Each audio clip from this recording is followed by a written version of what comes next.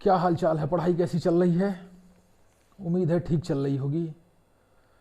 और जितने भी बोर्ड एग्ज़ाम देने वाले विद्यार्थी हैं और जो प्री बोर्ड एग्ज़ाम सभी का चल ही रहा है, उसके अलावा जो 9th और फर्स्ट ईयर के स्टूडेंट हैं, उन सभी के लिए मेरा रिक्वेस्ट है कि वो पूरी तन्मयता से अपना परीक्षा दें, पूरी मेहनत से दें, जिससे जब वो बोर्ड में सम्मिलित हो तो उनको एक दूनी ऊर्जा मिल सके। पूरा का पूरा भार लेके वो बोर्ड में ना सम्मिलित हो। जब वो 9th और फर्स्ट ईयर में मेहनत किए रहेंगे तभी वो 10th और 12th में जाके उसे साकार कर पाएंगे अपनी सफलता के रूप में। और जो बोर्ड के परीक्षार्थी हैं उनके लिए तो मेरी ढेर सारी शुभकामना है। मैं ये सब कुछ उन्हीं के लिए कर ही रहा हूँ। आपके उत्साह को बढ़ाने के लिए मेरे पास एक कविता है जो सच में आप ही के लिए एक मार्गदर्शन का काम करेगी। उसको सुनिए। चलता रहा यदि संवाद ही यहाँ पर, चलता रहा यदि संवाद ही यहाँ पर, करते रहे यदि समय को बर्बाद ही यहाँ पर, आरोप लांछनों का केवल चलन रहेगा, तो आंकड़े रहेंगे और आकलन रहेगा, तो फिर बुरे समय को तुम रोक पाओगे क्या? तो फिर बुरे समय को तुम रोक पाओगे क्या? और गर्व से ये छाती कभी ठोक पाओगे क्या? आरोप है हमारा सिंहासनों के ऊपर, आरोप है हमारा सिंहासनों के ऊपर, राजा मदांध होकर चलता सदा मही पर, राजा मदांध होकर चलता सदा मही पर, जो कल तलक किए थे वो आज भी करेंगे, वो राज कर रहे थे वो राज कर रहे हैं। इन जुगनुओं के झुंड में, इन जुगनुओं के झुंड से दिनमान मानते हो, पाताल निवासी से उत्थान मांगते हो। ये काल कह रहा है संघर्ष को गुनो तुम, ये काल कह रहा है संघर्ष को गुनो तुम, यदि स्वर्ग चाहते हो तो मौत को चुनो तुम। ये कविता है जो ये बताती है, इसकी अंतिम लाइन में ही इसका सारा सारांश है। अगर जो राजा की तरह जिंदगी जीना चाहते हो तो आज मजदूर की तरह मेहनत करने की क्षमता पैदा करो, मेहनत करो। बिना संघर्ष के जीवन में कुछ भी नहीं पाया जा सकता है, बिना मेहनत के संसार में कुछ भी नहीं पाया जा सकता है। अगर आप आज मेहनत नहीं करोगे तो कल करोगे। इस मेहनत का रूप बदला होगा। आज इस मेहनत को आप पढ़ाई के रूप में कर सकते हो, कल अगर जो यही मेहनत आपको करनी पड़ेगी तो पता नहीं क्या उसका रूप होगा। हो सकता है वो मजदूरी हो सकता है वो पता नहीं क्या हो। इसलिए आप खूब मेहनत करो, अपनी जिंदगी को चमकाओ। ये उम्र, ये समय उस तरीके से जितना माजोगे खुद को ना, उतना ही चमकोगे। इसलिए पूरी गंभीरता से अपनी प्राथमिकता तय करो और पूरे जी जान से उसमें लग जाओ, तभी तुम सफलता के शीर्ष को प्राप्त कर सकोगे। मेरा तो आशीर्वाद और शुभकामनाएं हर समय तुम लोग के साथ रहती है। मेरे से जो सहयोग चाहिए वो आप बोलो, मैं करने को तैयार हूँ। जो भी कर्म मैं इस माध्यम से कर सकता हूँ वो करता ही रहता हूँ। लेकिन आप लोगों की जिम्मेदारी और जवाबदेही दोनों रहेगी। आंकड़े और आकलन जो इस कविता में शब्द आया है ना, ये कल आपको देना पड़ेगा। इसलिए आप अपनी जिम्मेदारी तय करो और पूरी तल्लीनता और ताकत से अपनी परीक्षा की तैयारी में भिड़ जाओ। चलिए अब इसी के साथ हम अपने 5वें वीडियो की शुरुआत करते हैं। हम मानचित्र अभ्यास का जो श्रृंखला शुरू किए हुए थे उसी के अंतर्गत ये 5वां मानचित्र अभ्यास की श्रृंखला है, जिसके अंतर्गत कुछ महत्वपूर्ण प्रश्न है जिनको मैं लेके आया हूं। इनका आप अभ्यास जरूर करिएगा, बार बार रिवीजन करिएगा, और मेरी पूरी गारंटी है कि ये आपके परीक्षाओं में ही आने वाले प्रश्न हैं। ठीक, चलिए शुरू करते हैं। सबसे पहले वह स्थान जहां जलियांवाला बाग हत्याकांड हुआ था, तो सभी को पता है 13 अप्रैल 1919 को हुआ था वो जलियांवाला बाग हत्याकांड कहां हुआ था? अमृतसर में हुआ था। वहां कुछ भी नहीं, किसी प्रकार का कोई कंफ्यूजन नहीं है। वह स्थान जो उत्तर प्रदेश की राजधानी, ये बहुत ही इजी क्वेश्चन है, उत्तर प्रदेश की राजधानी लखनऊ है, ये यहां पे हो गया। उसके बाद वह स्थान जहां 1929 में भारतीय राष्ट्रीय कांग्रेस का अखिल अधिवेशन हुआ था, फिर वही रिपीटेड क्वेश्चन है, मैं आपको फिर बता रहा हूं। 1929 का जो भारतीय राष्ट्रीय कांग्रेस का अधिवेशन हुआ था वो लाहौर में हुआ था, जहां पे पूर्ण स्वराज की घोषणा की गई थी और इसकी अध्यक्षता पंडित जवाहरलाल नेहरू ने की थी। ठीक, उसके बाद आ जाते हैं वह स्थान जहां चंद्रशेखर आजाद शहीद हुए थे, वह स्थान जहां चंद्रशेखर आजाद शहीद हुए थे। तो चंद्रशेखर आजाद जिस जगह पे शहीद हुए थे वह जिला उत्तर प्रदेश का प्रयागराज है, वर्तमान का प्रयागराज है, उस समय का इलाहाबाद था। ठीक, तो वहां पे एक अल्फ्रेड पार्क था, प्रयागराज में एक अल्फ्रेड पार्क था, उसे अब आजाद पार्क कह दिया गया है। उसी पार्क में अंग्रेजों के साथ मुठभेड़ हो रही थी और उनकी अंतिम गोली बची थी, किसकी? चंद्रशेखर आजाद की, और जिसे उन्होंने अपने सिर में गोली मार ली और खुद से कहा कि मैं अंतिम दम तक अंग्रेजों के चंगुल में नहीं फंसूंगा। और जिस दिन ये शहीद हुए थे वो तिथि थी 27 फरवरी 1931।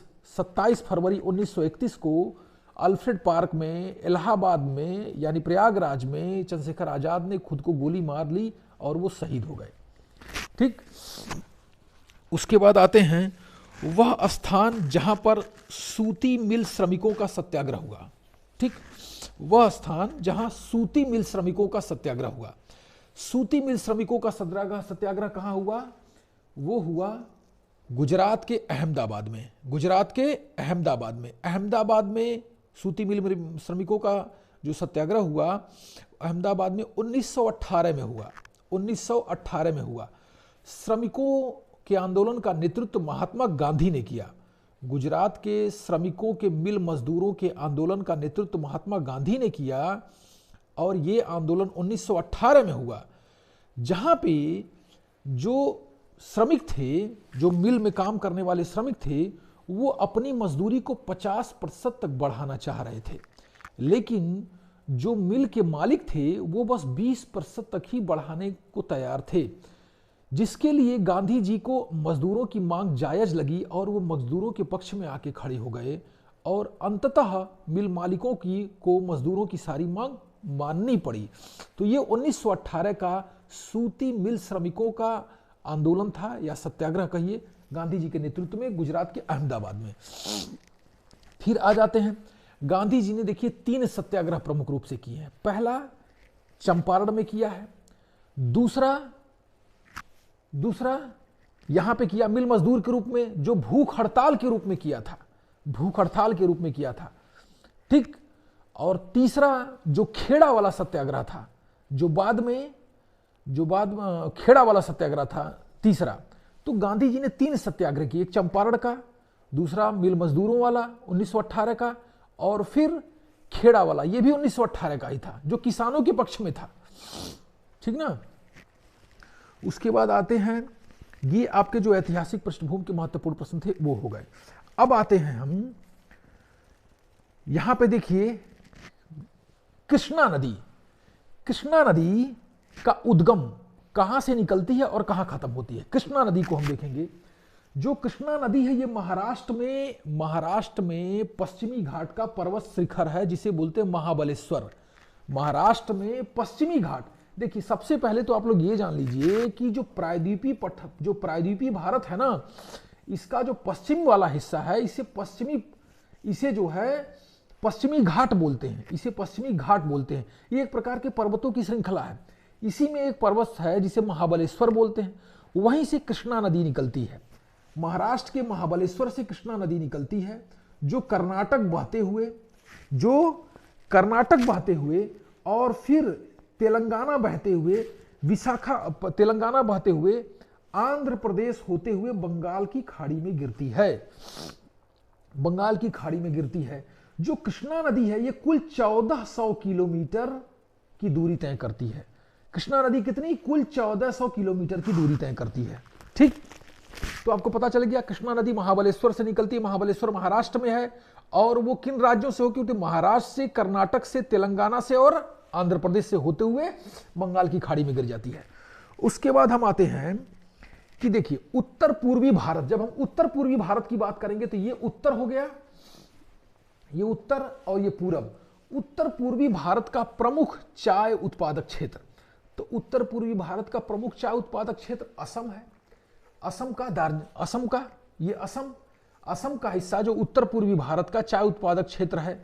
फिर दार्जिलिंग है, ये उत्तर पूर्वी भारत के प्रमुख चाय उत्पादक क्षेत्र हैं। उसके बाद हम आते हैं, देखिए सरदार सरोवर बांध, सरदार सरोवर बांध, ये बांध काफी बार विवादों में रहा है। इसकी ऊंचाई को बढ़ाने को लेके बहुत सारे लोगों को विस्थापित किया गया, उनकी जगहों से हटा के दूसरी जगह भेज दिया गया। मेधा पाटकर एक सामाजिक कार्यकर्ता थी जो इस आंदोलन में बहुत बढ़ चढ़ के हिस्सा ली।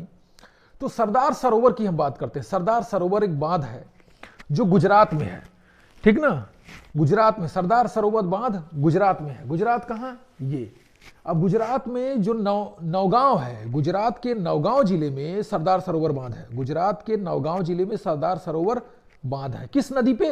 नर्मदा नदी पे है। गुजरात के नौगांव जिले में नर्मदा नदी पे सरदार सरोवर बांध है, ठीक।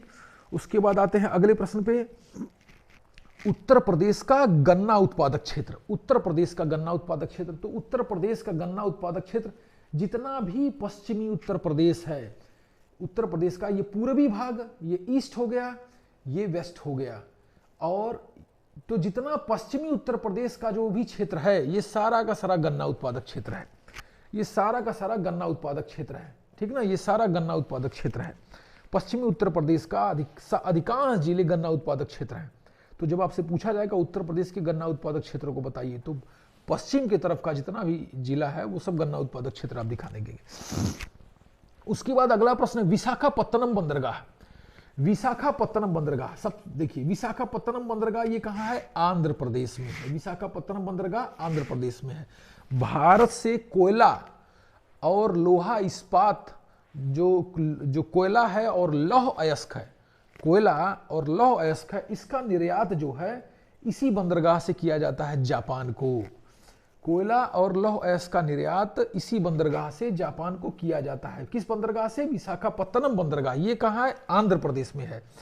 आंध्र प्रदेश में बंगाल की खाड़ी के तट पे है। आंध्र प्रदेश में बंगाल की खाड़ी के तट पे विशाखापत्तनम बंदरगाह है, ठीक।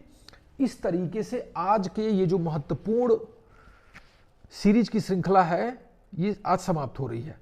इसके अतिरिक्त कोई और महत्वपूर्ण प्रश्न हो, कोई डाउट हो आपका, तो आप कमेंट के माध्यम से जरूर पूछिए और इसका बार बार रिवीजन करिए। सक्सेस का फार्मूला R² सक्सेस है। R माने रिवीजन, R माने रेगुलर।